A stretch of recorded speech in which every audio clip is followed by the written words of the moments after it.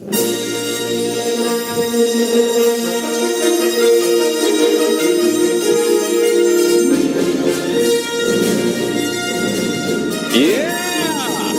All righty! Let's get this show rolling. Welcome, Pulsecon fans. We are so excited to be here with you guys today. It's really been an amazing day. We've been tuning in here from our homes, but we are excited that it's finally time for Star Wars. We've got a great day for Star Wars planned for you here today. We've got our brand panel right now with our wonderful team. We've got news. We have a special guest at the end. We've got a lot of reveals. So it's going to be an amazing hour or so. Then we have the launch of our brand new Haslab project. We're so excited about that. So don't go anywhere. And then, as mentioned, we've got that fantastic Clone Wars and Rebels panel at the end. So I'm going to introduce everyone really quickly. We've got myself, I'm Patrick, and Jing from our marketing team at Hasbro. From our design team, we have Vicky, our design director, and then on her team, Chris, Eric, and Emily. So they will all wave. And then we've got a wonderful partnership guest here today, Chris Dern, beaming in from somewhere in the Bay Area, our Lucasfilm partner. We're so thrilled to have him here with us today. So thanks for joining us. We've got a lot to talk about, so we're going to dive right in here. So obviously 2020 has been a unique year.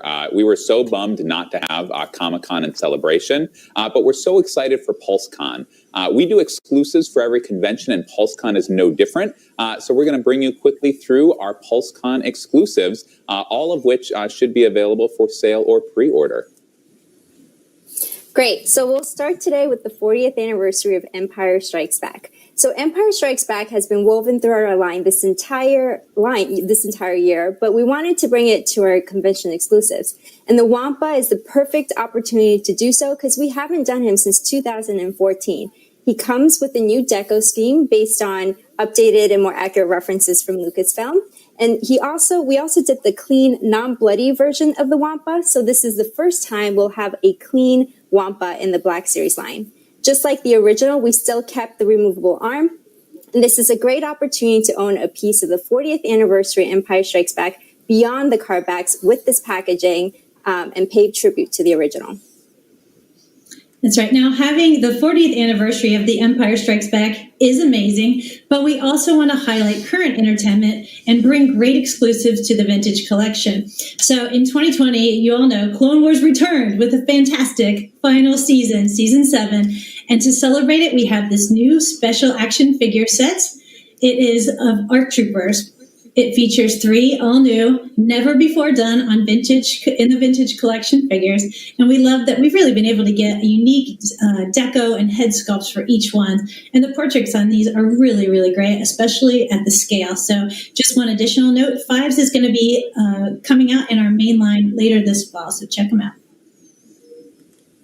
Our final convention exclusive today, I'm so excited, is the Heroes of Endor pack from Return of the Jedi. It's a beautiful pack. We've never done packaging quite like this. It's 3 scenes, 3 dioramas in one, compact enough for you to carry around with you, but you can also display it beautifully on your shelves as well.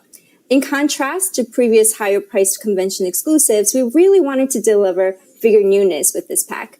So we have Han, Luke, and Leia in their Endor outfits, which we've never done before in Black Series 6-inch line, and they will also be joining us in mainline later this year.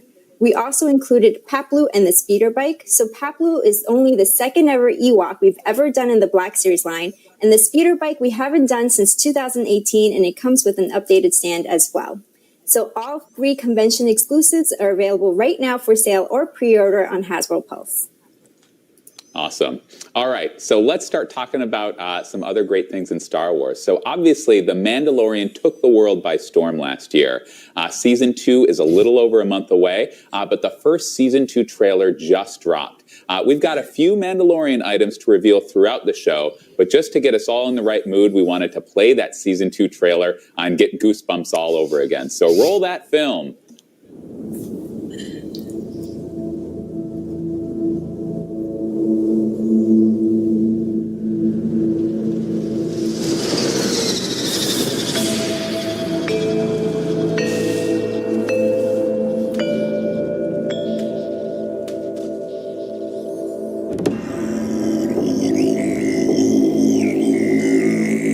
Show me the one whose safety deemed such destruction. You must reunite it with its own kind. Where?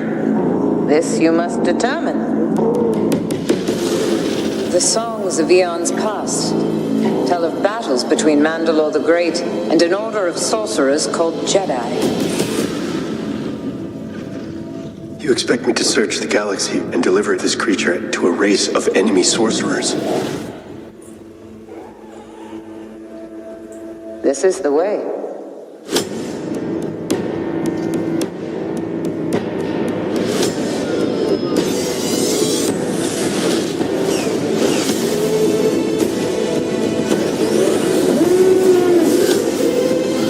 You know this is no place for a child. Wherever I go, he goes. So I've heard.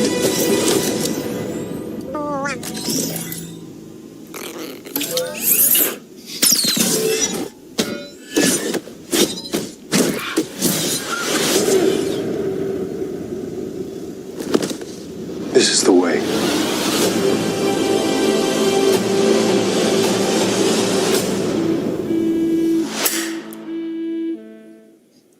I love it. That's amazing. I can't watch that trailer too many times. So The Mandalorian Season 2 is going to be fantastic, and so is Mando Mondays. So on Monday of this week, we revealed some new items, and Mando Mondays was announced. Now, it's not just a one-day launch event like we've done in the past. For nearly 2 months, every Monday, we will have news and reveals. So stay tuned on those Mondays starting October 26th. Make sure you bookmark StarWars.com because it's going to be amazing. All righty, let's dive into our reveals. Who wants to see some reveals? So we're going to start with the Vintage Collection. We do have a few reveals on the panel, but the big vintage news today is our Haslab launch. So stay with us right after the brand panel because that segment's going to be amazing.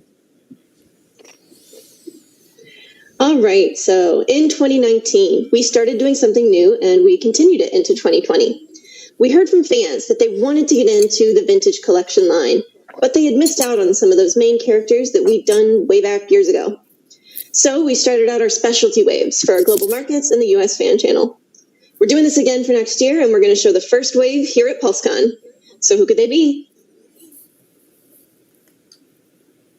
And here it is, our Spring Vintage Collection Specialty Wave for 2021. Now I'll go ahead and show off some of these figures while Chris Stern takes you through some of the details we updated on these guys.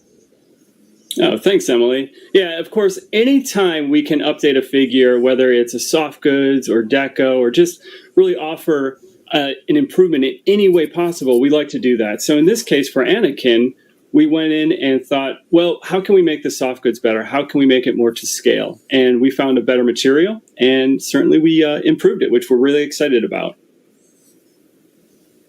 As well as awesome deco on all of the portraits have been updated. So utilizing that new technology, Emily, what is that great new technology we love to see on the portraits? That's our photoreal technology.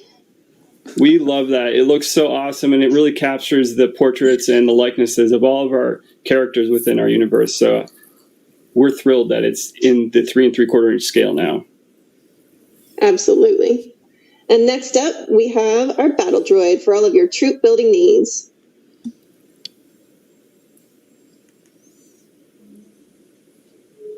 He's an awesome one. We've updated, bringing some of the weathering more into the head on this one, just so that it incorporates a little better into the way the body looks. It turned out awesome. He's a super fun one. And coming up after that, we have Queen Amidala in her ornate black dress. Yes, and of course, updating the deco, refining those portraits, everything that we love to see when we have the opportunity to offer these again, especially in the vintage collection. Very cool. She looks awesome, Emily. Yeah, she. One of my favorites. Very cool. And of course, more deco, right? We had the opportunity to add some more deco and improve on him as well. That's right. We pulled in the one that was actually previously released for the vehicle, which had a nice color scheme. Very cool. So that's our Vintage Collection specialty line.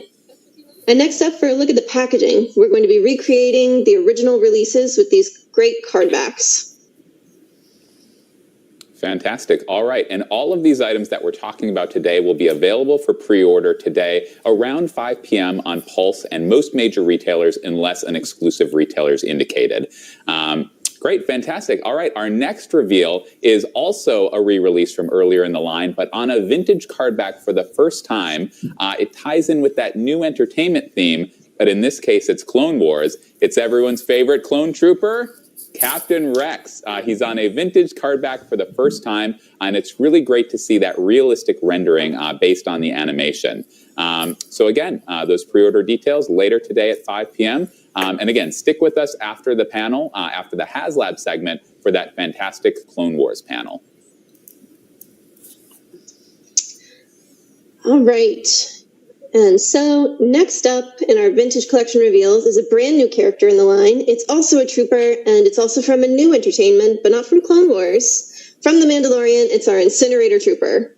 I thought this guy was pretty awesome in the show with that iconic scene just blasting into the cantina. So let's take a look at him. He's got a great new deco scheme with his red and white armor. He's got some new accessories here. We gave him a new flamethrower with that awesome flame blast accessory. He has a new pauldron, and if you can see on the back here, he's also got a fuel tank backpack. So lots of fun detail on him, blasting into stores. And guys, there's going to be more great Mandalorian products in the upcoming months during our Mando Mondays, because we've been continuing to work on getting those Mandalorian collection characters into the vintage collection line. So keep tuning in for Mando Monday reveals. We'll be back with more vintage news for you later, but for now, we want to share with you some Black Series news. So Black Series is about 7 years old at this point. It's super articulated, 6-inch in scale, premium deco, highly posable, in a sleek, modern packaging. And we just revealed with you the brand new packaging line look just a few months ago. So we'll have reveals today from the prequel, original, sequel, and The Mandalorian. So there's lots to share. And we're going to start today with the prequel trilogy. So we've noticed there's a lot of increased love for the prequel trilogy. We love it too. It's definitely a special era for us as well, especially with the conclusion of Clone Wars and with future entertainment in the prequel trilogy. There's going to be all eyes on this era. We started delivering more prequels last year, but we'll continue that throughout this year and next. So for our first reveal, it's a trooper and it's the prequel. So there is no other more classic in the prequel trilogy than the Phase 1 Clone Trooper. Just like an Imperial Stormtrooper, it was time for a refresh of this classic trooper. It uses our new Clone Trooper scope. It has updated shoulder pads so it's able to articulate a little bit easier. As many more part breaks for cleaner color lines. As you can see, the crisp black and white color scheme of this specific trooper. So now this is our definitive 6-inch Black Series Clone Trooper sculpt. And just in time, as clones have obviously come into the forefront with current entertainment. And take a look at that packaging. We love the new line look. It continues the Ep2 line after the Walgreens exclusive Clone Trooper Lieutenant. You can see his little elbow peeking out right there. If you place these two packages together, it forms a great montage scene. So excited to bring it to our line. Absolutely. All righty. Our next reveal from the prequel trilogy. Now, there's a lot of great things about that trilogy, but probably none quite as unique and iconic to the prequel trilogy as this next character. So it has taken him a long time to come to Black Series, long overdue, but his time has come. At least that's what Misa thinks. That's right. It's Jar Jar Binks. Yeah, Jar Jar. He is the latest addition. He's going to be in our deluxe line, given his size. He's a big guy. And the accessories that we just had to include with him. So he comes with Jar Jar's iconic Booma with Atalatal, the Cesta, that's the name for the spear, and the energy shield. Now, we worked hard on the figure as well. We wanted to get the patterning on the arms and the back of his neck as accurate as possible. And even the photoreal deco, he has it on his face, of course, but also on his eyes, which is kind of unique to this figure. Here's a look at the packaging. He's the first in our Phantom Menace collection, the first look at that color striping, but hopefully we'll see more in the future. All right, so that is it for prequel trilogy characters, but of course, after the prequel trilogy comes the original trilogy. Obviously, this is where it all started, and I kind of has even more relevance now that the saga came to a close last year. Yeah, and our next Black Series reveal from the original trilogy is actually another character from Return of the Jedi to be able to go along with our Heroes of Endor pack we showed earlier. So he's a character from The Empire Strikes Back, but we've never actually done his Return of the Jedi look. So that's right. It's Return of the Jedi Boba Fett. So actually, the Empire Strikes Back Boba Fett was our very first Black Series figure back in 2013. And with such an iconic character, we knew we had to do his Return of the Jedi look at some point. So you'll notice on these that these are actually digital renders, which we had to do due to some of the challenges of our current situation. But they still look absolutely fantastic. And the actual product images will be even more accurate to the product. Similar to our Clone Troopers and Stormtroopers we did earlier this year, we really wanted to break him out into as many parts to have clean deco breaks, improved articulation, and really try to make this the definitive Boba Fett. So he is a brand new, all-new sculpt for this guy. The rocket on his jetpack is removable, and we added in the blown-apart blaster after Luke slices it in half after that iconic scene. And actually, Chris, do you want to talk about some of the other accessories we have in this pack? Yeah, I mean, not only am I excited to add this to my collection because Boba Fett is one of my favorite characters of all time, but because it's a deluxe pack, we're able to lean into some really cool accessories that we haven't had the opportunity to include with him before. And that includes a flamethrower torch at the end of his gauntlet, as well as the rope that he ties up Luke with. If you fans remember in Return of the Jedi, that he obviously escapes pretty easily. He's a Jedi Knight, come on. But we've never had the opportunity to include these accessories before. It's awesome. So it's going to be a great pack. Yeah, and this is a quick look at the packaging. It continues our Return of the Jedi collection. This is actually our first figure not on Endor that'll be in this packaging. And pre-orders will go live today at around 5 p.m. on Pulse and most other major retailers. So look for it on shelf next spring. And, of course, after the original trilogy is the trilogy that brought it all to a stunning conclusion. So the sequel trilogy, and it was absolutely amazing to see Star Wars back on the big screen, and great to see how it all tied together in the end. Our next reveal for today is a character from the sequel trilogy, and is a different look for that character that we actually saw from the second trailer for The Rise of Skywalker. So that's right. It is our Dark Side Vision Ray. So these are digital renders, which was another similar to what we had with our Boba Fett earlier. We really wanted to do this figure as soon as we saw the trailer. We were thrilled to be able to bring it to the line. And it actually comes with a soft goods cape. And it comes complete with her iconic switchblade style lightsaber. I actually have a prototype of it here. So this is the figure, and it is... Yeah, so it is really cool looking, and we're really happy with how she's turning out. And the switchblade was actually quite an engineering feat to be able to get this thing to function at this scale and still maintain all of the aesthetics of the figure itself. So, Chris, do you want to talk about this figure a little bit more?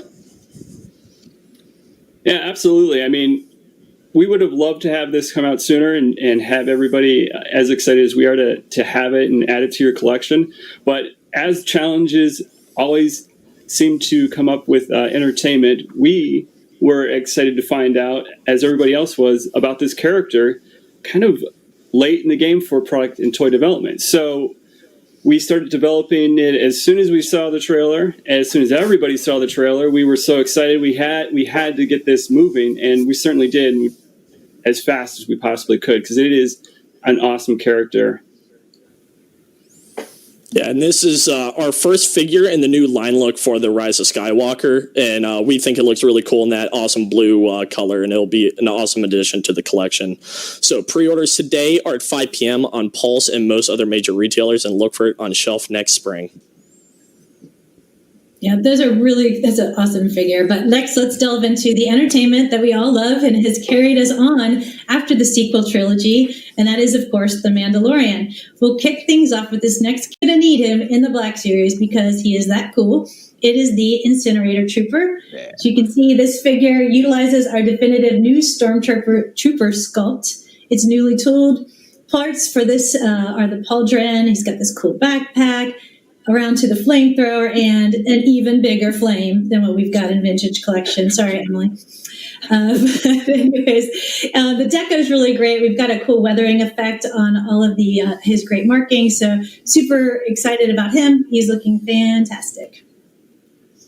All right. So, and as we take a look at a package, this continues our Mandalorian collection, which follows the Beskar Mandalorian and the Imperial Stormtrooper from our first fall wave.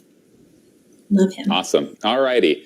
We've got so much stuff to get through. We're going to move through a little more quickly. Our next item was originally intended as our Celebration exclusive. It's another character from The Mandalorian. It is, in fact, a Mandalorian, but it's not the Mandalorian. That's right. It's the Armorer.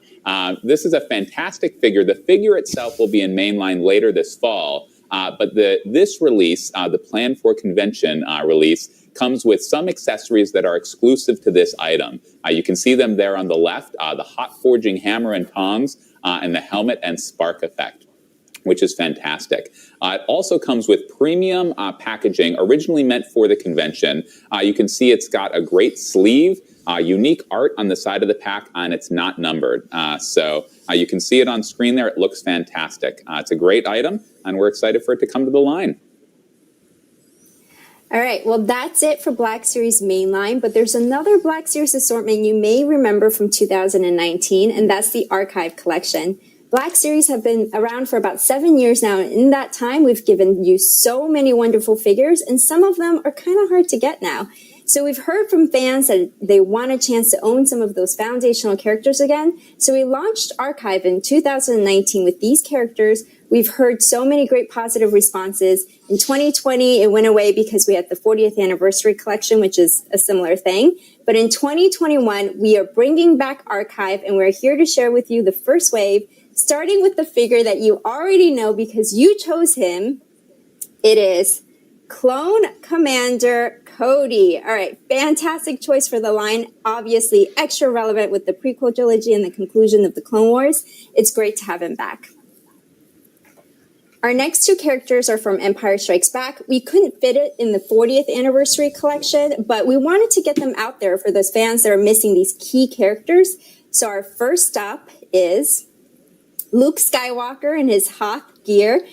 Previously released with the Wampa in 2014. It's been a long time since we've done him. And just like the Wampa, we cleaned up his face so he's not as bruised and bloodied anymore. But we also wanted to get him out there in photoreal deco. So this will be the first time he'll be in photoreal. He's awesome. And of course, if you have Luke in his Hoth gear, you are going to next need Han Solo in his Hoth gear. The blue coat version of Han was released with the Tauntaun back in 2014. Chris, let's fill the fans in on some of the updated details. Yes, the major controversy, is it blue, is it brown? Well, I will absolutely let everybody know we went to the archive, we took the team, we double checked, it is brown, and we wanted to make sure that in the whole purpose to update these whenever possible is to make sure that we're matching reference and entertainment as close as we can. So we were able to go with the brown jacket, and the added deco on the face improved. It looks fantastic. Yeah, he's awesome. All right, so next up in our last one is the final member of the wave. It is Grand Admiral Thrawn, released previously in 2017. We are happy to be getting him back out there again in Archive. He's updated with photoreal deco for the very first time. Really is awesome for the red eyes. It's really great to get him back out there. Let's see. So let's take a look at the whole lineup of Archive. You know, these are on this timeless blister cards, which differentiates them from the original releases. But there is something interesting going on with this version of Archive that Chris might want to elaborate on. There might be a little logo that is noticeable on the top left corner of these items, but don't worry. We're going to take everybody through that in days to come and be sharing out the initiative throughout the rest of this year. So all I can say is more to come on that. Oh, boy. Secrets. All right, next up. So if you're like my family, Star Wars has always been a part of the holidays. You get your time with family and friends, and hopefully you're getting some really cool Star Wars gifts, of course. This year, we are excited to be sharing with you a holiday treat that we would think will be the perfect stocking stuffer for Star Wars fans everywhere. Now, look, a little bit of a peek behind the curtain on this one. When we first showed these concepts to Lucasfilm, they were not excited. We just had a lot of back and forth on these. The team will talk a little bit about that, but we're really happy where they landed. Yeah, Chris is laughing. You should laugh. Black Series fans, you may want to brace yourselves a little, but we are delighted to share with you the Holiday Edition collection. Eric, kick us off. Yep, let's take a look at the first one. So, our first figure in the Holiday Edition is a Snowtrooper. So, of course, it had to start with the Snowtrooper. And as you can see, these figures all come with accessories that are a little bit new and unique to these characters. It wouldn't have come with them in the past. And they're all decoed in a nice, festive way. They come with decoed socks, come with a festive deco scarfed Porg or Porgwin. And these actually came a little bit later as we were trying to decide what all came with these packs and what made sense. And actually, Chris, do you want to elaborate a little bit more on that with the whole process? Sure. Yes. So time will tell. If fans love this, we're right on board, because this was a lot of conversation, a lot of design and development, and a lot of convincing to take our characters and celebrate the holidays with them with these executions. So, and part of that was we looked at these little buddies that all of them come with, and they were so cute, so amazing, and added a really nice accessory item into the package. I love the buddies. I can't help it. I'm going to have to get these for the little buddies. So it came out really great. You guys did a great job and really convinced us that there was something here. Yeah, we are absolutely thrilled with how they turned out. We're happy that we were able to work through everything and get something that was truly unique to Black Series. And the packaging also looks really cool. I have a image here of it in pack. I have it looks really cool with the white background. The figures really pop on the figure or on the package itself. We're really happy with how these turn out. And pre-orders today for this one is at 5 p.m. on Walmart, and you can look for it on shelf this fall. Awesome. All right. So the Snowtrooper is great, but he's a little 40 years ago. So if you're looking for a modern Holiday Edition Trooper, look no further than the Holiday Edition Sith Trooper. So he's got another great look. I've got him right here. He's on the screen. So he's got another great look with those great socks. Those striped socks, basically, we wanted a through line through all of the figures, so we added those in. He also comes with an accessory inspired by Nerf blasters he must have received as a gift. And he has a scarf, right out of Lando's closet. So, Chris Stern, do you want to talk to us about his little buddy and that scarf? Yeah, sure. I mean, the little buddies, they make the packages so awesome. So I'm a little jealous that everybody has one, but me, I haven't even been able to hold one of these yet. We'll send you one, Chris. But no worries. So the Hasbro team did an awesome job coming up with the package and the graphics on the package, which are unique to each figure, which is really cool for the collection in general. But if you look at the scarf, very closely at the scarf on your screen, you're going to see that we captured those snowflakes with the trooper's helmet on there. So just a really nice little detail. And again, I mean, the team, myself, we love details. What can we add to this? How can we make it look that much cooler? So again, just a great job. Really fun figure. And of course, the little buddy is my favorite. Absolutely. So as Eric mentioned, I've got a sample here as well. So the package varies slightly on each figure, but again, they stand together as a collection. So you can see those unique snowflakes custom to each figure, but a great collection. So this one's a Best Buy exclusive, so check it out there. Look, those are all great, but guys, if you get invited to an ugly sweater party, then the Holiday Edition Clone Trooper may be your trooper of choice. He is armed with a candy cane striped weapon, so do not insult the ugly sweater that he is rocking. Hopefully we can get a look at this. He has got an amazing deco scheme. It's a complex process. It's just the first time we've used it for photoreal, for anything other than photoreal faces. So very cool new addition there. It came out great. And Vicky, is it safe to say that is one of your favorite ones? It is. He's got the Death Star flanked by TIE fighters. This thing kicks butt. She was very excited about the ugly sweaters that we could do on these figures. So, yeah, and Chris's favorite. I love the holiday buddies that come with these figures. All right.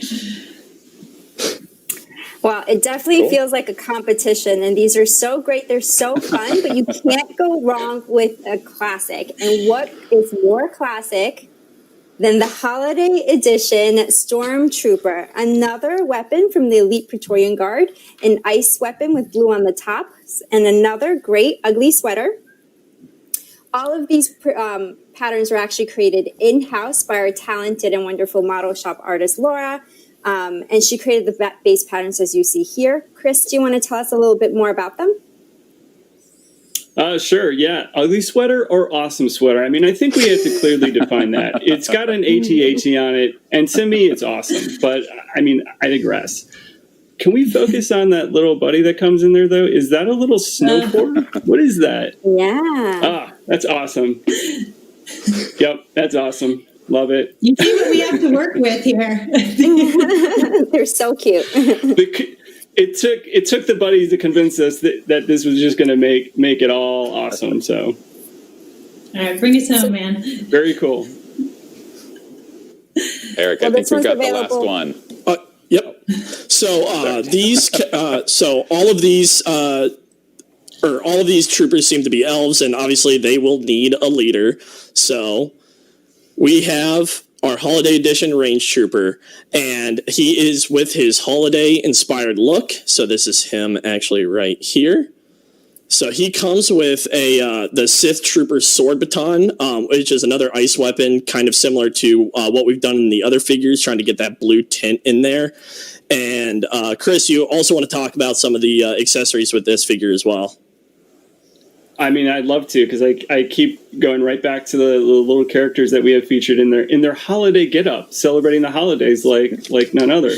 So we, of course, have one of our favorite droids from one of our new, I think it's the latest and greatest movie. But you can see him in his wonderful holiday gear, celebrating the holidays.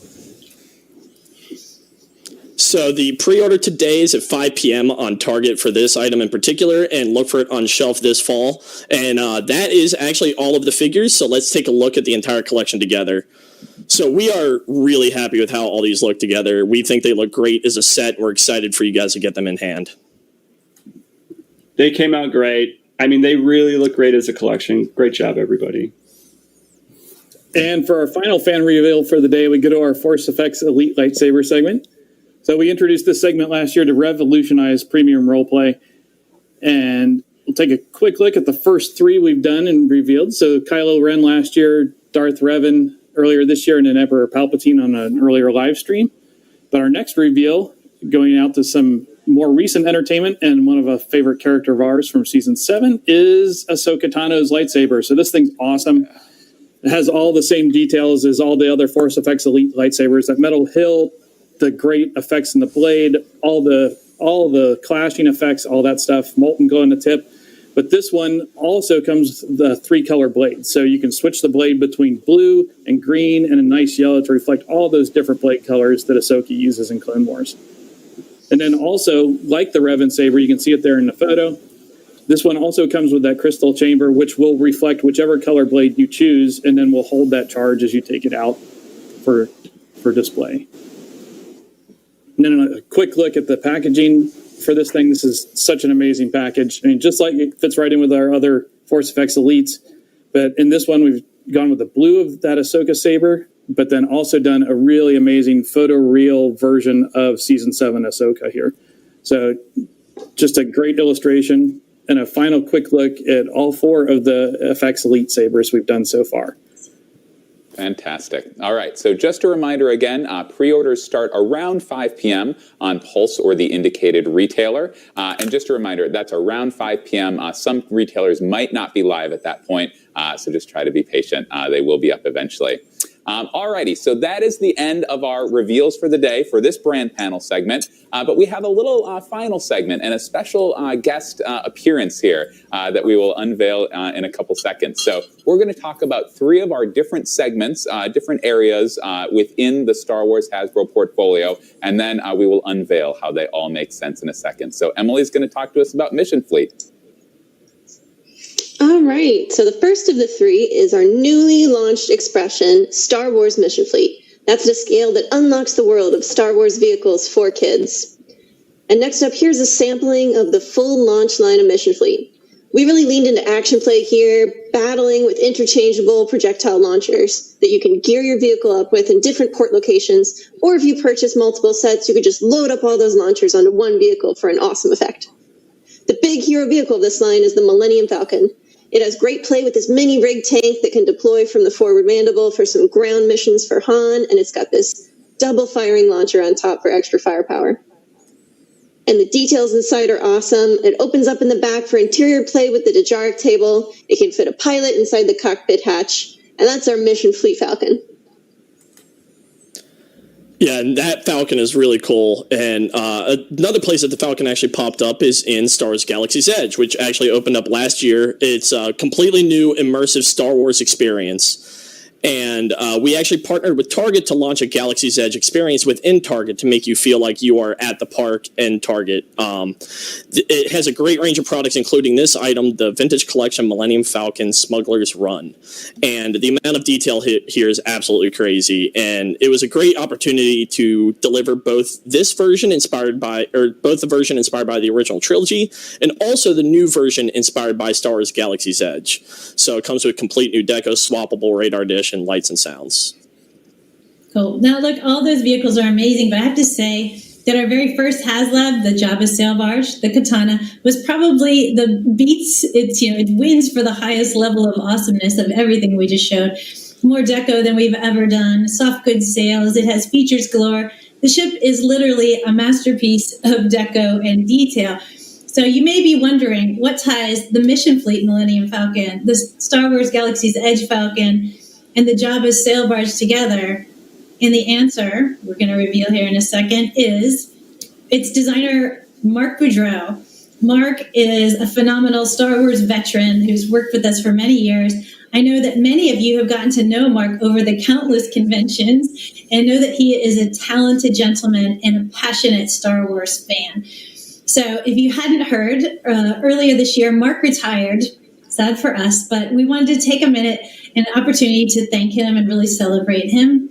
Though he wasn't able to join us for the panel, the design team and I were able to take a few minutes and sit down with him and talk about his Star Wars vehicle legacy. And we wanted to share that with you today. So let's take a look.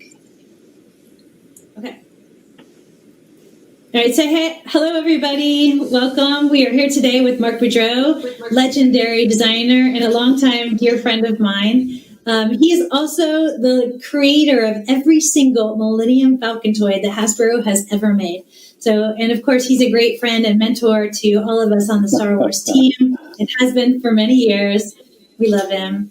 He's run off on us and retired, whatever. But we, of course, have to have him back because he's such a great friend and he's had such a great influence on the Star Wars line. So next up, we want to kind of have a designers roundtable to talk about how Mark has impacted us and the Star Wars toy community and focus specifically on 3 kind of areas where Mark has been a huge influence and team member and partner.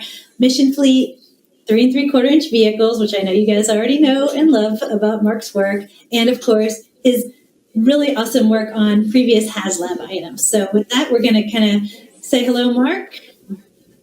Well, hello, Vicki. Thank you very much for that awesome intro. It's like, wow.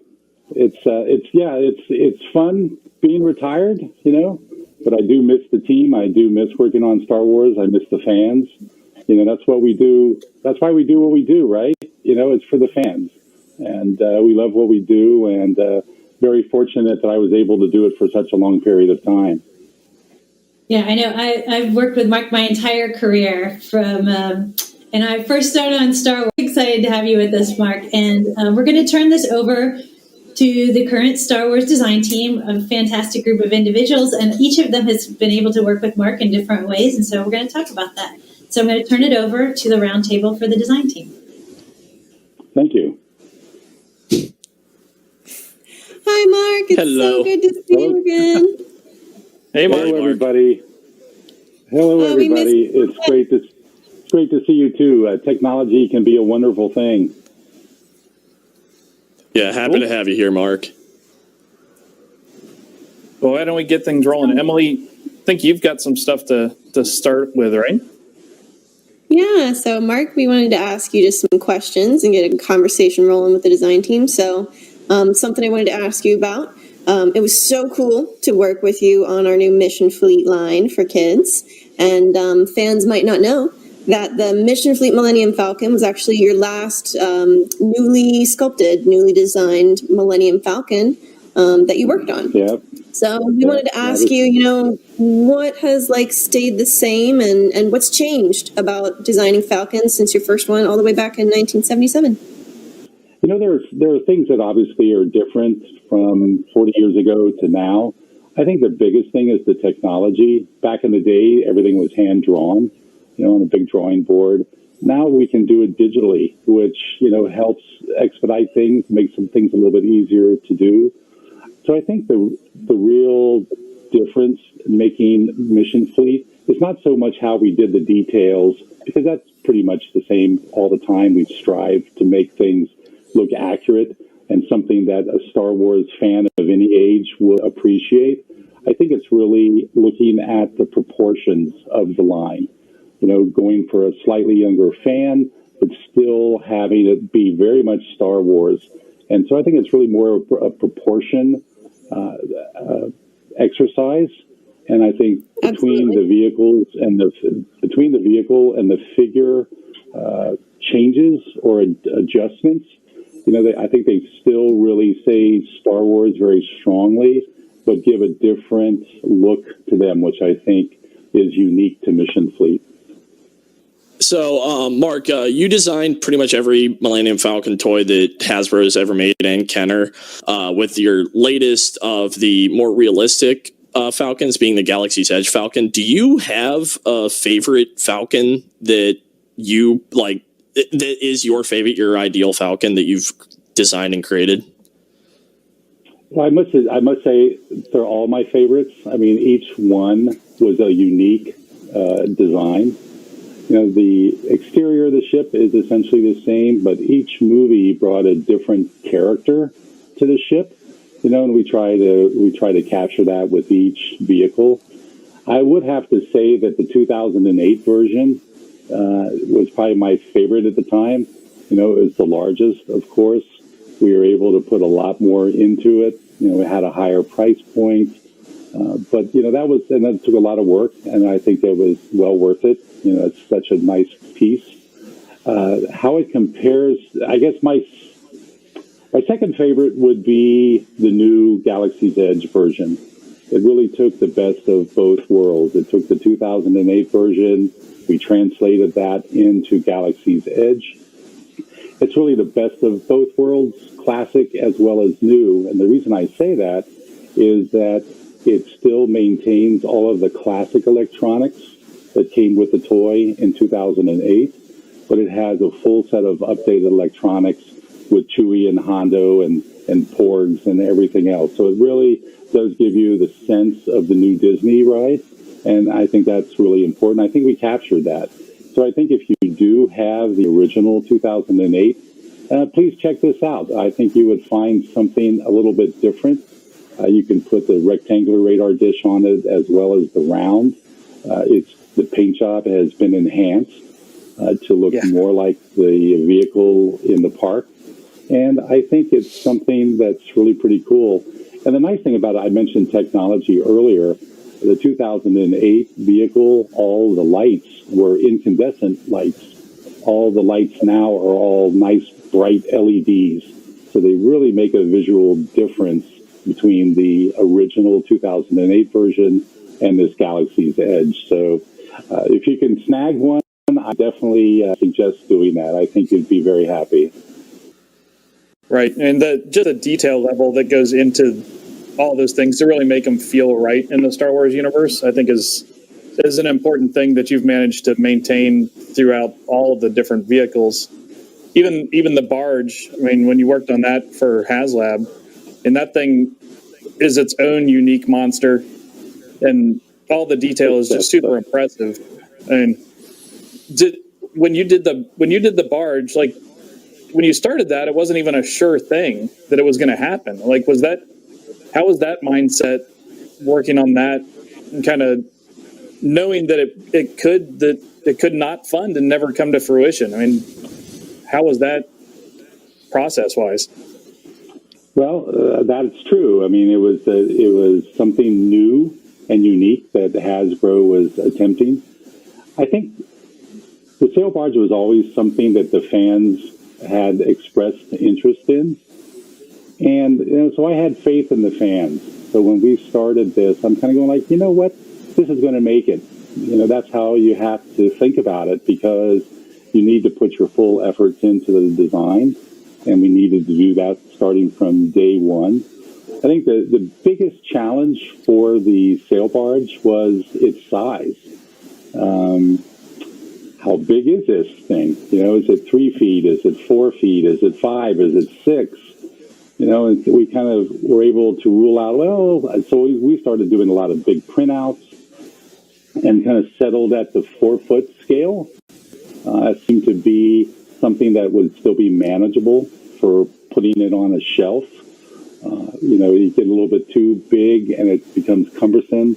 And I think it just worked out scale-wise with our figures. So I think it was a nice meet in the middle kind of thing, not too big, not too small. And I think it certainly is still a very impressive scale. And I think it still does do justice to the size of the figures. And I think that's why we went with the sail barge to start with for our first Haslab, was that it was very figure interactive. And that's something that we felt was really important, for folks who had been collecting figures for all these years, now would have some place that's really cool to show them off and allow them to make really awesome dioramas and everything. So that's part of it, is that let the fan extend their imagination. We added galleys and all that kind of fun stuff so that they could outfit the vehicle as they saw fit. We wanted to set the mood, but let folks, kind of do their own HGTV versions of the sail barge. Yeah, seeing the process of that from beginning to end, it was like, I feel like every single model that came in, every painted sample, it was like an event that the whole team went to, where like it seemed like you would come in and you're like, we got a new sample, and we'd all drop what we were doing and go run to see the new sample. That was the most excited I've seen like the entire team be about a single product. Well, that's what's fun working with Star Wars. You're looking forward to the anticipation of starting to get those samples in. It really starts to make it real, because now you can hold it in your hand and you can critique it. You can look at it and say, "Wow, this part's really working really well. This part needs some work." That's part of the design process. Also, is seeing it through and making it the very best you can. We knew that each and every sail barge was going to be unique, because they were essentially handcrafted toys. And I think that's part of the coolness of the vehicle. Each person will have a slightly different version because there's a craftsman working on each one. It's an individual project. Yep, as designers, we kind of follow it all the way from the initial concept through to, design and input, and then all the way into production, making sure it's going to come out great. Yeah, I think that's always been the credit to the team, is to realize that and be willing to put that extra effort in, making sure that no stone gets unturned. So I think a big credit to the current team and all teams, and that I think hopefully has made Star Wars something that everybody has enjoyed these years because of everybody's dedication to the product. Well, I think it's easy when it's such a passion for all of us. I mean, we all spend time working on it because we enjoyed that time on it and want it to be something special. So I think it's a very natural thing for those of us that care about the property to do and spend that sort of time with. Yeah. That's when it's a job hobby. Yeah, so Kenner and Hasbro, I would say, has been very fortunate to always have a great Star Wars team. You know, not just design, but the sculpting and the packaging and marketing and all the support staff that goes with it. You know, to go from beginning to end takes a lot of resources, a lot of expertise. You know, we happen to be on the panel today, but there's so many people behind the scenes, you know, that make all this work, you know, and it's a real tribute to everybody, I think. And I would like to say I'm very proud to have worked with everyone, and I think our product shows that. Yeah, I feel like it. I mean, being the newest member of the team, or one of the newest members of the team, I feel like coming in, it's a shock just how much of a family it is internally, and how everybody's really tied to it and excited about all the stuff. I mean, just the daily conversations about when a new trailer drops or like whatever the latest thing online is. I mean, we're all just as excited about it as anybody. So absolutely, it's very fun. Okay. Bye, everybody. It's awesome to see you guys. Yeah, it was great to see you, Mark. Okay, bye-bye. It really comes across to like we miss you as part of our team, as part of the family. But it's so great that you were able to join us today. I really appreciate it. No problem. You know, it's many miles apart, but you know, the technology brings us together, and so I really do appreciate the opportunity to be part of the panel, and I hope that we have a very successful Pulsecon.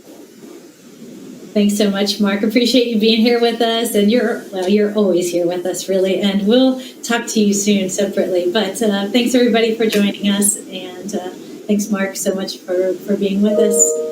And may the Force be with us. Thank you very much. You too. Bye-bye. Awesome. Well, that was a fantastic segment. We loved getting the chance to touch base with Mark. We've got about 2 minutes left, so we are going to quickly reveal the winners of our PulseCon cosplay contest. We got over 150 entries. It was fantastic. It was hard to choose, but we have the top 3 winners here today, starting with in 3rd place. That's right, it's this fantastic Cara Dune cosplay from @MovieLover4Life, which is amazing. Congratulations. In 2nd place, we have this fantastic take on Mother Talzin from @MPoppins_cosplay. And our grand prize winner, drumroll please, we've got this amazing Hera Syndulla cosplay from @VaultFox. So you can see them all together here. Thanks so much for your submissions. We're so excited to see your cosplay creations live in person at our next convention. And just a quick note, the prizes for this contest were pretty amazing. 3rd place and 2nd place got some of our convention exclusives. And that 1st place Hera Syndulla got one of our 2018 Haslab Jabba's sail barges. So definitely a great opportunity to participate. So that's it. That's our grand panel. We love being here with you today. We got the whole group back here up on the screen. Thank you so much, PulseCon fans. Thanks for joining us. And again, don't go anywhere. We have the launch of our new Haslab item in just a few seconds, and then our Clone Wars and Rebels panels after that with Ashley and Dee Bradley Baker. So thanks so much. Have a great PulseCon. Bye, guys. Bye, everybody. Bye-bye. Thanks for being with us. Bye. Bye. Thank you. Bye.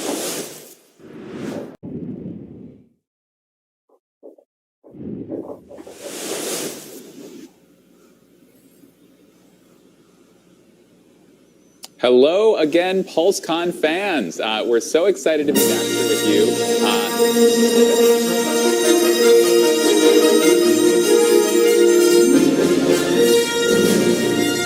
Hello again, Pulsecon fans. So great to be back here with you guys. Love hearing that music, teeing us up on each segment. So great to be back with you. I'm here with Chris Reif from our design team and Chris Stern again from Lucasfilm. Again, my name's Patrick. I'm on our Hasbro marketing team.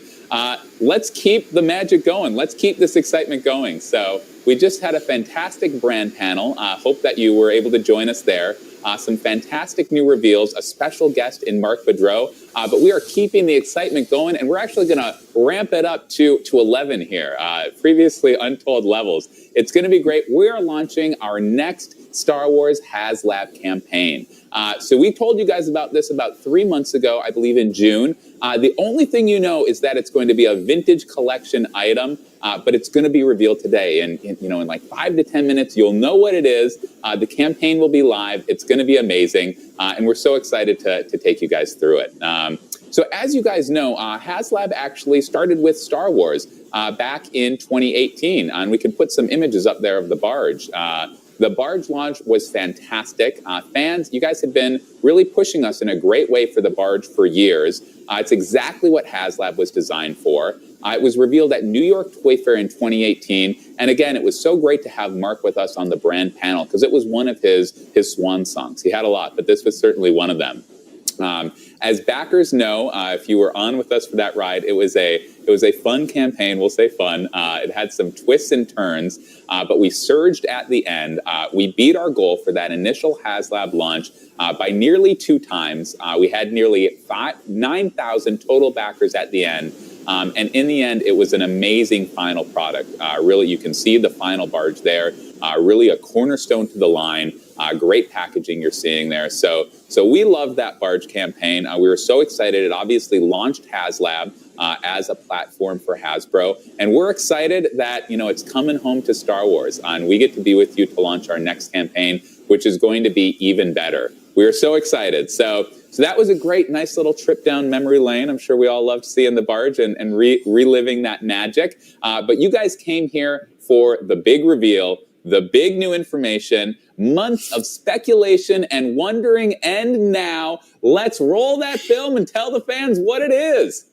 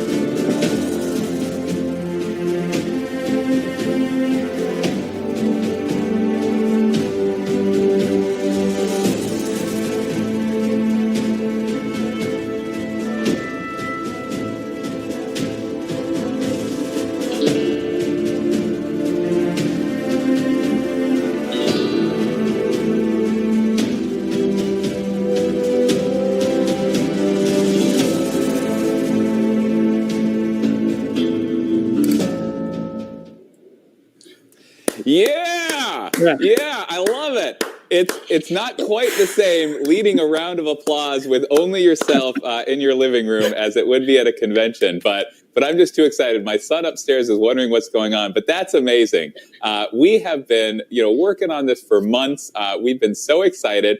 Everyone's so excited. Even you can see even the backer image on this live stream is so excited. It switched from that Imperial hangar to the Mandalorian background. So we're so excited. We hope you're excited. We're going to talk about this. Chris Reif and then Chris Dern. Do you guys want to talk about kind of the journey that led us to this item?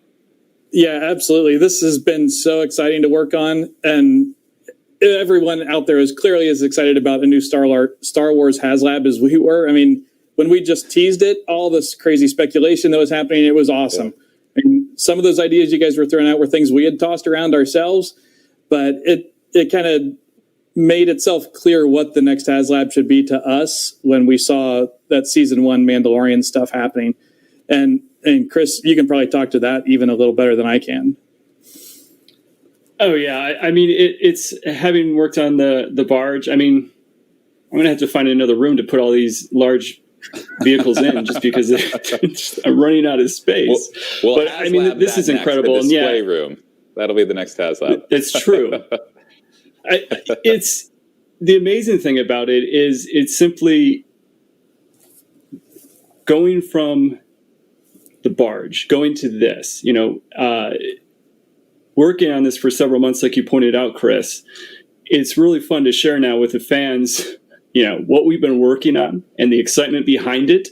So I mean, I'm just thrilled that we can actually talk about it and share the details and really continue Mark's legacy. We've all had the chance to work with Mark over the many years and continue his visions and his vehicles and his expectations with detail into the vehicles that we worked on him with in the past. So it's always going to Vicky's point earlier, it's always going to have a little bit of Mark in all of these things that we work on. Yeah, absolutely. Awesome. Fantastic. Well, I think we wanted to bring fans kind of just remind them kind of what it was like a year and a half ago when we saw the Razor Crest, in that first trailer for the first time, basically, and just kind of recapture some of that magic. When we saw this trailer for the first time, we saw that vehicle and we were like, we got to get that into the line. So friends up in the booth, can we roll that Mando Season 1 trailer?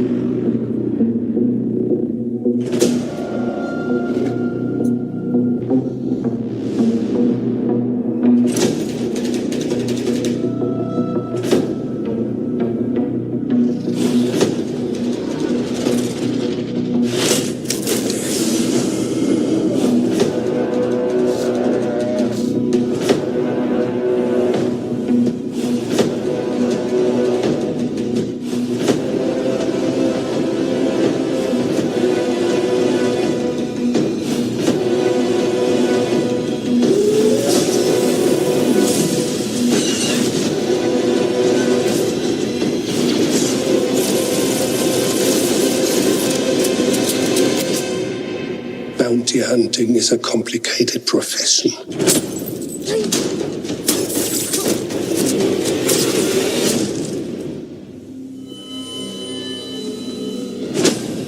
Don't you agree?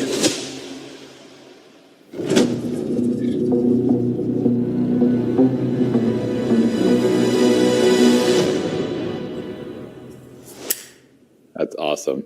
I love that quote from Werner Herzog about bounty hunting. It never gets old. So yeah, it's interesting. Like season 2's coming up, and we're so excited about that. But I hadn't seen that trailer in a while, and it reminds me just how amazing that hit all of us. As obviously classic Star Wars, but something new and exciting. So those were great trips down memory lane. The barge in 2018, season 1 trailer last year, but you guys came to dive deep on the Razor Crest. So the next 10, 15, 20 minutes or so, we've got a lot of different rendered images that we want to share to kind of dive deep into the details. So we're just going to basically put up a bunch of images, talk to them, and talk about this vehicle. So here's the first one. Obviously, that beauty shot, that 3 3/4 inch view. So you can see. So it's one of the largest vehicles we've ever done in the vintage collection. It is 30 inches long, 20 inches wide and 10.5 inches tall. And Chris Reif, can you tell us a bit about the detail we're seeing here? Yeah, it is insanely detailed. I mean, the just panel lines and missing pieces and everything else. This thing is the toy that I wanted, and it's in no small part due to our partnership with Lucasfilm, and Chris can lead us into that a little bit. But just the assets that we were able to get, and that ILM and Lucasfilm worked with us really close to make this thing happen. So, yeah, we were really fortunate. Industrial Lights and Magic provided the working 3D files of this vehicle, and they were to scale. So we had some challenges to get it down to our 3 3/4 inch scale. So there's a lot of considerations that had to go into play, but great resources for this item. It's been fantastic working with our image unit team, working with our filmmakers to really make this happen and capture a whole new level of detail in vehicle. Absolutely. Yeah, and you can really see a lot of those details. Oh, sorry, go ahead, Chris. The cannons, all those details on the back deck, all that stuff. It's detail that you don't even see in the show. It just kind of is there, but we get to really throw that into this thing. So like the engines there, you can see some asymmetry, the guns, like some great stuff like that. And Patrick, you can walk us through how that's kind of been a consistent theme with Star Wars toys in the past too, right? I mean, absolutely. Yeah. One of the things we loved about this and love about all the toys is there's just this great heritage of Star Wars toys kind of, fleshing out the details. Obviously, the vehicle kind of flies by you on the screen, but it's great. I know I've loved having my barge and just being able to kind of dig into that. And there's some off-screen stuff, which is great as well. Like, in the barge, and we had the Imperial Troop Transport, which was a Mark Boudreau creation, 40 some years ago that came into entertainment. And it's just great. We love seeing the interplay between the entertainment and the toys. And a product like this, I don't even want to call it a toy. It's not really a toy. It just really allows you to study the details of the universe. So those are kind of our beauty shots from the outside, but let's dive into the details. This is the vintage collection. We kept this vehicle to those standards, and it's got a ton of features and finger foods. So Chris Reif, talk to us about this image we're seeing here. Yeah, I think the first thing everybody just jumped out of their chair was the character sitting in there. And I think you're going to tell us a little bit about him more in a second here too. But yep. And you can really see like some of the intricacies we got into on this thing. So we can go on to the next slide and pop that canopy off there and get a little better look inside. But everything down to like, it's got the 3 seats, obviously, so you can carry your buddies around with you if you want to go on adventures. The fully just detailed and decked out cockpit with the control panels and all that stuff. But obviously the centerpiece there in this image is that figure. Yeah. So Patrick. That figure. Yeah, so let's talk about that figure. So we are excited to get a new Mandalorian into the vintage line. So this is, in fact, you can see the armor is different from that previous release. It's got that new shoulder pauldron, that new chest plate. So that does make this, in fact, the Mandalorian in his Beskar armor. We're so excited for that character, that version of the character, to make it to the vintage collection. Now, before anyone gets worried about that, he will be in mainline later. Obviously, we want you all to back the Razor Crest, but he will be in mainline. But there is a difference. In mainline, he'll have a molded plastic cape. But obviously, if you would try fitting a figure with a plastic cape into this cockpit, it wouldn't work. So this release of the Mandalorian in Beskar armor will have an exclusive soft goods cape. Obviously, he's got to fit into that cockpit and pilot this thing. So we're excited about the figure, and we're going to, show you more imagery later in the campaign. But it's a great first look now. So Chris Reif, let's take a look at the next image, and what are we seeing here?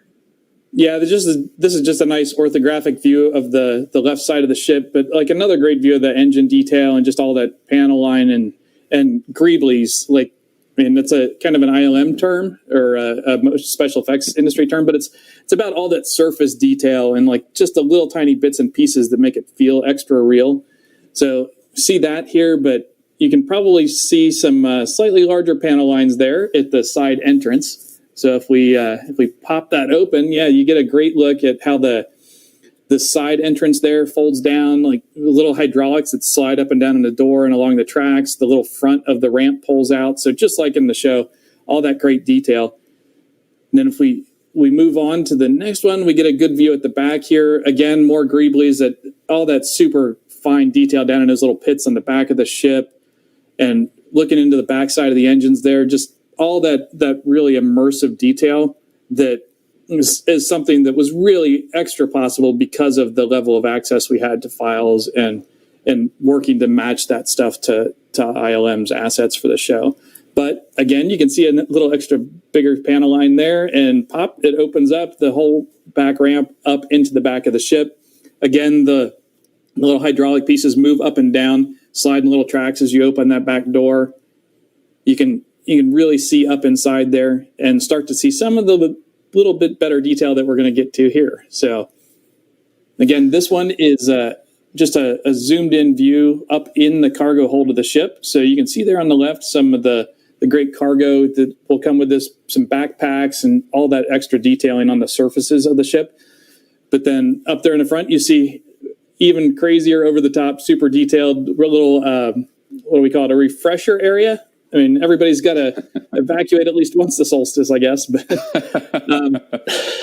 and then the little bunk area over there on the right, and you can even see a little tab there that's your access tab to get into a little hidden cargo stash area underneath the bunk.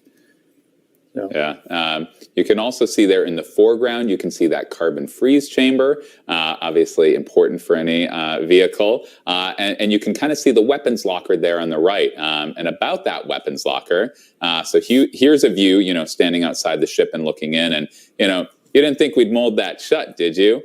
Absolutely not. So Chris, Reif, what are we seeing here?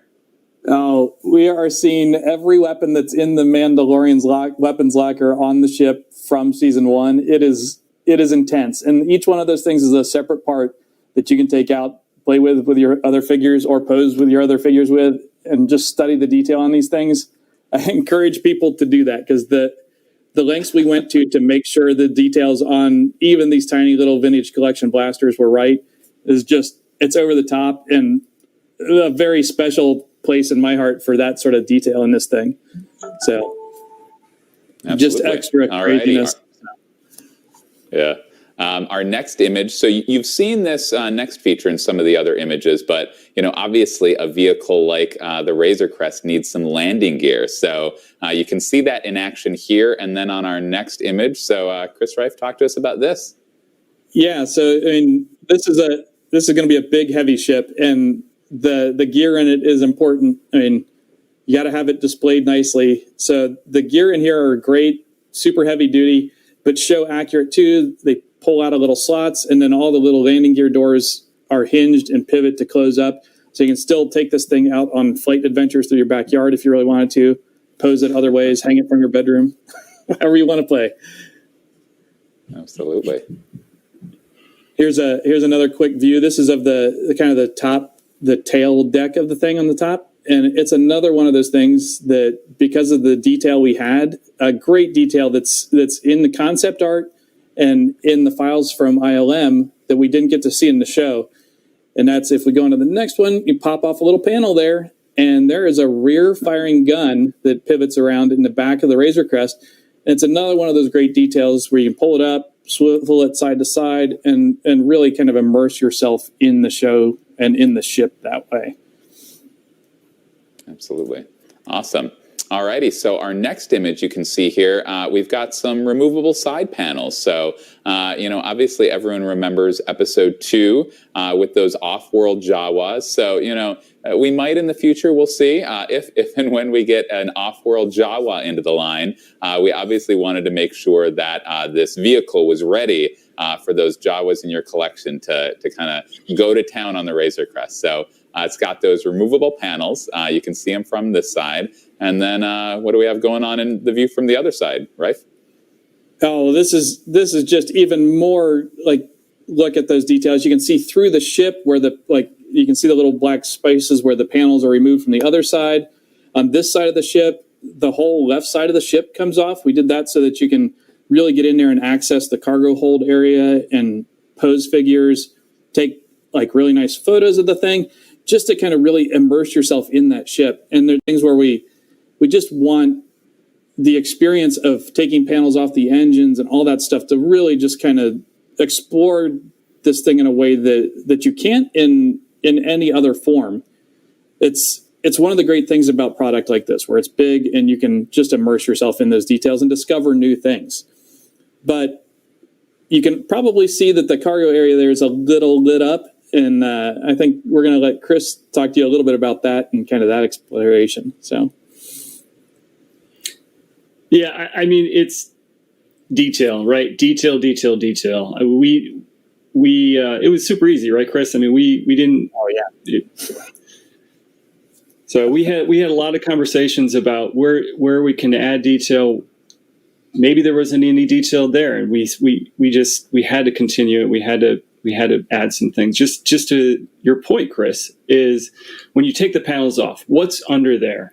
What's on the back of the panel? I mean, literally, we took all those things into consideration and just making sure that almost no surface is untouched. I shouldn't say almost. I should say all surfaces have some type of detail added to them, which is cool. It's something that we made sure really to follow in the footsteps of the barge. It was that thing, as the team mentioned earlier, it's super detailed. So this we're just trying to one-up ourselves, and I think we've done a really amazing job. Yeah. That's awesome. All righty. So our next image, these are the final images that we're going to share, the final two. So you can prepare yourself emotionally that these are the last images. But basically, there's no new features here. This is basically an exploded view from the back. And again, we wanted to show this because, vintage collection, it's, one of our fan-focused lines. It's all about that detail. It's not just kind of a shell of a vehicle. There's so much going on here. It shows the incredible complexity of the vehicle. And we have another exploded view from the front that Chris Rice is going to tell us about. Yeah, and like you guys can see, like this thing is just over the top in how complex and detailed it is. And like even now, like I find myself not looking at the camera and talking to you, but looking at the pictures on my screen, because even though I'm immersed in this thing day to day, like I still love looking at this thing in all this detail. Yeah. And here, like you can see, like even we've got the engine pods and wing pods coming off, and part of that's for packaging, but also it's a great way to even explore more detail in there. So even on those surfaces where those wing pods come off, we've got interfaces in there that are detailed out with more like hoses and wires and panels and stuff in there. But that thing also has the added benefit. We're really concerned about displayability of these things. So the ability to put this on a shelf, just like the barge, I mean, that's part of the concern with this, is it needs to be displayable for you. So even being able to pull off the engine on the back side still lets you fit this thing on a normal size shelf. So it's really a kind of a labor of love for us. Like this thing, like Chris said, it's a lot of work, but man, we enjoy every hose and tube and rivet we put on these things. So, I mean, that is our final image, but I think you guys can see, like, we worked really hard to leave no surface untouched, like Chris said. So there's hidden details everywhere on this thing that we haven't even touched on yet. But so I guess that's our second Haslab, second Star Wars Haslab. Cool. Yep. So we can take that image off and go just to our handsome faces. So fans, all of those images on the video will be on the Haslab site, so you can check them out there. But just one quick note, I'm getting a live information. There are some issues with that Haslab site, which obviously is never the intent. But we've got a wonderful team racing to fix those. So please check back soon. Just kind of keep refreshing. And thanks in advance for your patience. We will definitely get that fixed soon because we're all excited about fans being able to get this item. So that's it for the images, but some key details here. So the price was at the end of that video, but if you didn't have eagle eyes and didn't catch it, it's $350, $349.99. So it's less than the barge, which is fantastic. It's a little smaller, but the barge was fantastic. It was a great campaign. We certainly wanted to deliver this amazing vehicle, so iconic with the entertainment, at a slightly lower price. So that's the price. The estimated ship date is at the end of 2021.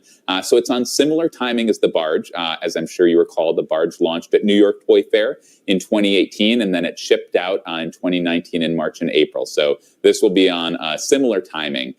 So the backer count. So we need 6,000 backers by November 9th. We're confident on you guys. You guys really drove the barge campaign, and we're sure you'll do the same thing here, and we'll reach that backer goal. I will say again, November 9th. So that deadline is November 9th.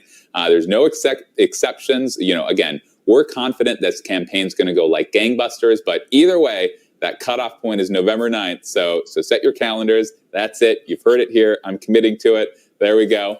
And there will be stretch goals. So again, kind of at Hasbro, there's a tradition of teams building on each other. So Star Wars was super excited to launch the first Haslab, but Marvel had a great campaign where they introduced stretch goals. So we're taking a page from their book. We will have stretch goals that will unlock starting at 8,000 backers. And we will say those stretch goals are like what the yak face was for the barge. So in terms of hitting 6,000 backers, you've seen the whole offering. That's it. That's what will get us to 6,000. And then again, those stretch goals will unlock at 8,000 backers, which is exciting. So one more quick note, we're working with our partners in other markets. We want to bring this item to as many fans as possible.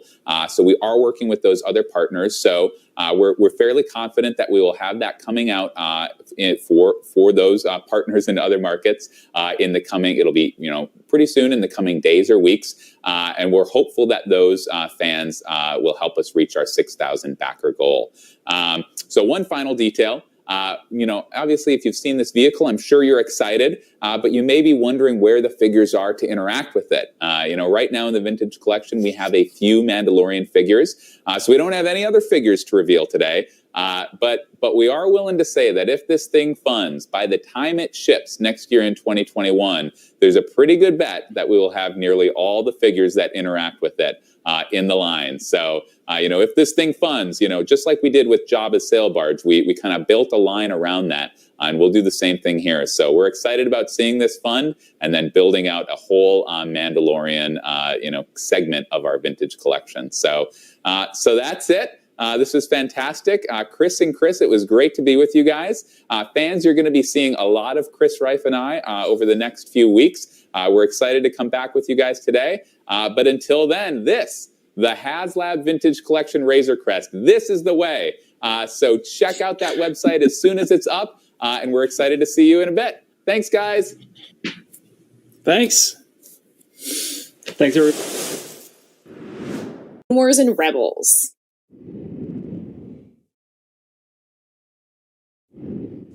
Process, and I'm sure we'll talk soon. Cool. Thanks, everybody.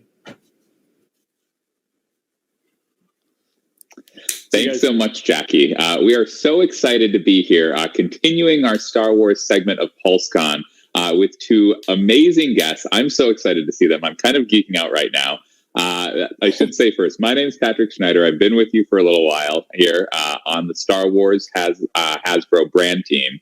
But we're here today with Ashley Eckstein, the voice of Ahsoka Tano in the Clone Wars and Star Wars Rebels, and then Dee Bradley Baker, the voice of all the clones, including Captain Rex and Clone Commander Cody. Yep, love the salute. Ashley and Dee, thank you guys so much for being with us here today. Oh, thank you for having us. Pleasure to be here. Absolutely. It's so great to see you guys. And I think, we've chatted, and this is kind of a unique opportunity for you guys to be together here talking about Clone Wars Season 7. Is that right? Dee and I actually haven't had an interview together since the series finale. That's fantastic. Well, we're just so excited to have you guys here with us today. We're going to dive in because we've got so much to talk about. So basically, just so the fans know, we kind of have two parts of the segment here today. So we're going to spend a little time talking with Ashley and Dee just about the entertainment. We'll roll some clips. We'll ask some questions. We'll have a great conversation. And then obviously, both of their characters, actually all of their characters in case of Dee, have been in our product line. And so we kind of want to talk about the product a little bit and geek out around that as well. So obviously, fans out there, that Clone Wars was an amazing program, 10 plus years ago, continued to be amazing, obviously. And then it went away. And after many years of really fans leading the charge, just one example of fans doing that and asking for more of the Clone Wars, our dreams really did come true here this year. It was announced a couple years ago. I was at the convention where it was announced. And we had the incredible series finale this year on Disney Plus. And so I believe we have a clip we're going to play, and then we'll talk about it. Great.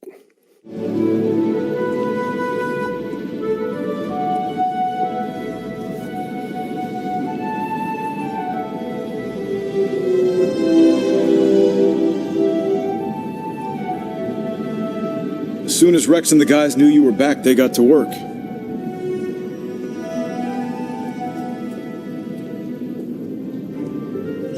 The paint job's a little crude, but we think it gets the idea across.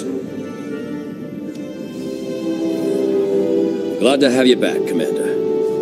Rex, thank you. But you don't have to call me Commander anymore. Sure thing, Commander.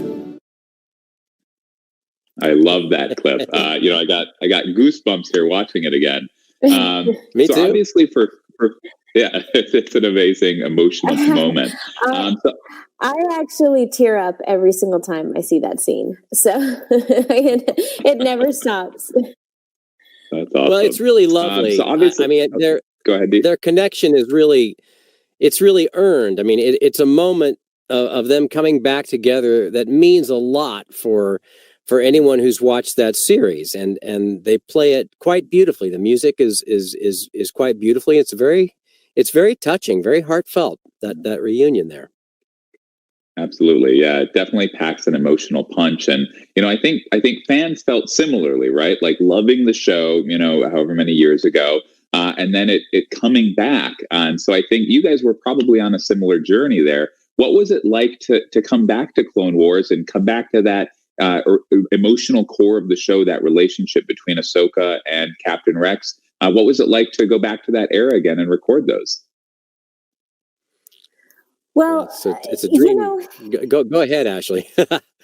I feel very grateful that we got to go back in time and literally relive all of those experiences all over again. And it truly was wonderful. It was such a gift. And we did. We got to say our goodbyes. We got to record some incredible episodes and just share so many wonderful memories. Yeah, it really was a dream come true to be able to finish the mission, so to speak, to finish the war. And it was definitely something that was left hanging. There's a lot of big issues that were building up and that were developing and deepening as the series matured, and it just to leave it, to just stop in the middle of it, it was cruel. and it was a great relief to have it finished in such and fulfilled in such a cinematic and fully produced kind of a way. What was it like for you guys? And Ashley, we'll go to you. What was it like when you learned that Clone Wars was coming back? What was your reaction? I'm laughing because this is the perfect interview to talk about this, because I found out from D. Bradley Baker. He actually texted me, and it was the best surprise ever. But I'm not going to lie, I thought it was a prank. I knew that Dee was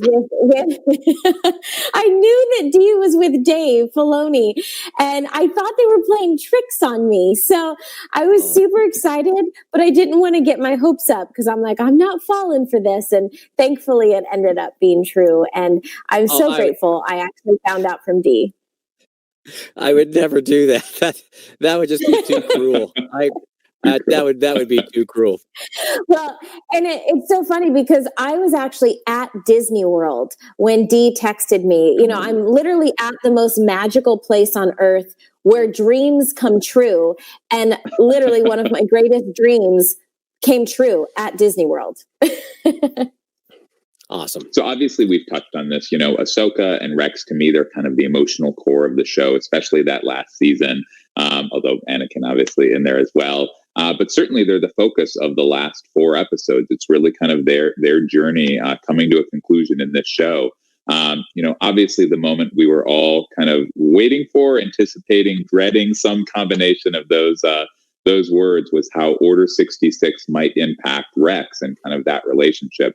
And so spoiler alert for anyone who hasn't seen it yet. And I should just say, if you haven't seen it, drop everything and go watch Clone Wars Season 7. But we're going to play a little clip there and then talk about that. So let's roll that clip. Wow. So there's the goosebumps again. And I will say, yeah, it's amazing. And I'm sure fans will agree. It's just an amazing opportunity to be able to watch your reactions to that scene. It's just kind of a cool aspect.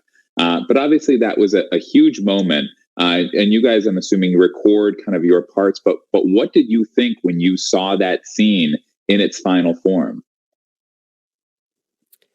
Well, it's gorgeous. I mean, it's devastating, and it's. I mean, the final arc of the 4 episodes that conclude the Clone Wars. I think it might be the best looking, most fully cinematic of the Clone Wars series of all. And it's also the most emotionally devastating and featuring really some of the biggest linchpin moments in all of Star Wars. So there's a lot there. There's a lot, and it's just it's so beautifully and harrowingly well portrayed. I mean, it's I mean, and you know, and I'm somebody who makes this. I'm an actor in it, and it really gets me. Well, I'm going to spoil a little bit because I have a fun story that I feel like we haven't told. But there's one important scene in this episode, obviously, where Ahsoka is trying to, bring Rex back. And, we close our eyes and, well, Rex's eyes are already closed, but Ahsoka closes her eyes and she's like, I am one with the Force and the Force is with me. Well, we actually recorded that just once. It literally gave us goosebumps. And the first time we did it, it went so well. It was just like we were truly connecting through the Force. We were really in tune. And when we went back the second time to re-record it, Dave was like, "No, I got it. I got it." And so that scene, I really think we only recorded it once. It's just again, it was nice to be able to take multiple passes to finish the coat of paint. To make this exactly. Yeah. The right tone and feel and look that Dave and wanted on this. It was really, really great. That's interesting. To that point, Dee, about kind of the final coat of paint and kind of bringing this journey to closure. Which of the clones was the hardest to say goodbye to? Was it Captain Rex? Was it Cody? Was it all of them? What was your reaction to kind of that closure? Well, I've not said goodbye to Captain Rex yet. Captain Rex made it all the way to Endor, so he's still with me. Fair. Yeah. But I gotta say, I mean, there's a lot there. All the clone deaths hit me and are really unpleasant, But I gotta say, the passing of the heroic 99 was the most poignant, and that was that one really struck me. I think it struck a lot of people too. Let's lighten things up a little bit. No more tears. More than a decade after Clone Wars, in the Star Wars universe, Ahsoka and Rex are reunited. And again, spoiler alert: if you haven't seen Rebels, after you watch Clone Wars season 7, go out and watch Rebels. If you haven't already, but let's take a look at that wonderful moment in Rebels where they're reunited, and then we'll talk about that.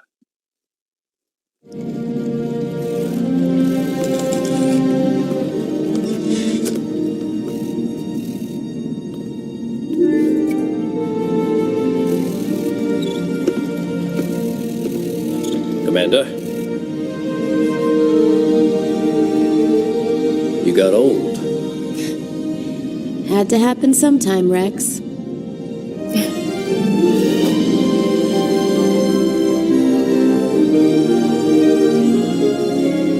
So that's amazing, and obviously, again, kind of emotional in a different way. So how exciting was that? Both, again, kind of that moment, that reunion, and I think you guys announced that reunion in front of a live audience of about 8,000 very excited fans. Is that correct? Nothing worth doing ever is. Yes. We we announced it at Star Wars Celebration, and geez, I'll never forget it. We walked out on stage, and we saluted each other, and it was pure joy. Aside from when we announced that Clone Wars came back, I've never felt electricity like that in a room. It was truly like lightning in a bottle. Dee and I are truly like Rex and Ahsoka. The bond that we have, the bond that we share, there's so much love and so much mutual respect. And, Dee, I'm going to put him on the spot. Dee is a true legend in our field. He just is. You want to talk about experience outranks everything. Well, Dee, when it comes to voice acting, is one of the legends, and I am a mere Padawan. And I've been so fortunate to learn from him over the past 14 years, and just the admiration is that Ahsoka has for Rex is the same that I have for Dee. That's beautiful. That's so Thank you. That's so wonderful. Okay, so that's the entertainment, which we love. And obviously here at Hasbro, like that entertainment, we're also passionate about. That's kind of the start of the journey for us. Like we see that entertainment, or we learn about it, and then we start building product, which we love, which obviously the fans out there love. And so we're gonna talk about that for a little bit. So we've got product in the lines for both of your characters, and for, again, many of Dee's characters. We have some images, starting with Ashley, of our Clone Wars Ahsoka figure that we released this year from Season 7, which is great. And then also our Rebels Ahsoka figure. I know, which I love that graphic, which we released a few years ago, and then re-released this year. So, we often see celebrities like you guys kind of seeing their action figures. But I think this might be the first time that we've had a celebrity, in you, Ashley, with two of their action figures from very different phases of the character's life. So how was it for you to take Ahsoka through her journey from Clone Wars to Rebels and then come back for Season 7? And how do you see that journey played out in those different figures, just kind of the different phases of her life? I geek out. I literally geek out. And, when I think of figures like this or any kind of merchandise, as a fan, I view it as literally tangible joy or tangible happiness. Like, it takes my love of this property or this character, and I'm able to put it in my hands, and it brings me so much joy and so much happiness. And, it's something you see, through a kid's eyes when they get a toy for the first time. But you never grow out of it. Like, I still am just as giddy, over these figures as I was when I was a kid. And it's just surreal to see Ahsoka and see her figures of every iteration of her character. And I'm so grateful. And thank you guys for creating, such beautiful figures for Ahsoka. Well, it's really to your credit, Ashley, that you bring the heart and the innocence and the strength that makes this character and the arc of Ahsoka such a compelling a favorite of fans. I mean, it's really one of the standout characters in all of Star Wars, and that's really to your credit that you bring that to life, and that's why you see that. I almost hesitate to call it a toy, because it means more than a toy. I mean, a toy can mean an awful lot, certainly, but it almost seems to demarcate it towards childhood. And it's like these themes, these feelings, the connection that they feel with the character, that's beyond being a toy. That's something that really that feeds a life, that sustains a life, that connects people, that gives them hope. That does all these things that and you have it, in the toy, in the figure, that's so cool. Thank you, Dee. I guess Ahsoka to me means hope. And so I think that's a good way to put it. Tangible hope. It's hope that you can put Star in your Wars hands. Is hope. Star Wars is fundamentally, I think the appeal of it is a story of hope that triumphs over in the end. Mm-hmm. That's Star Wars to me. In terms of kind of your figures, 3 years ago, Hasbro had a similar event to Pulsecon. It was in person, of course. It was called HasCon. And at that event, you're seeing it on the screen right here, the only Star Wars HasCon exclusive was Captain Rex in his Black Series debut. Now it's great to have you here in person. It's even better to have you here in person here at Pulsecon. And we just on our brand panel a little bit ago revealed Captain Rex in the vintage collection in our other scale, 3 3/4 inch scale. What is it like for you, seeing Captain Rex in figure form? And I'm sure some of that plays into what you just said about kind of all the different people that go into this. Well, it's very exciting to have this thing that you love in your hand, right? I mean, I'm old enough. I think the convention I'll be going to next is Has-Been Con, rather than HasCon. but to have when I was a kid, the way that you could tangibly have these things was so primitive and so few and far between, and it's so cool now to be able to have access to these really awesome, as I said, they're almost like supercharged toys, or I don't know what you call it, but it's like beyond toys. But it's so cool to have that, physically a part of your life. And the fans these days have it so much better than they ever did. In terms of kind of seeing those products come physically to life, Ashley, so again, on our brand panel, just revealed Ahsoka Tano's Force Effects Elite lightsaber. And so again, we often see kind of yeah, absolutely. You can see it on the screen here. And so we just discussed your figures and we talked about what that's like. What's it like seeing Ahsoka's lightsaber? And I guess what is your relationship with those lights in terms of the show? Obviously, they're an integral part to Ahsoka. Oh my gosh, those are so cool. I am such a fan. They're just so beautiful.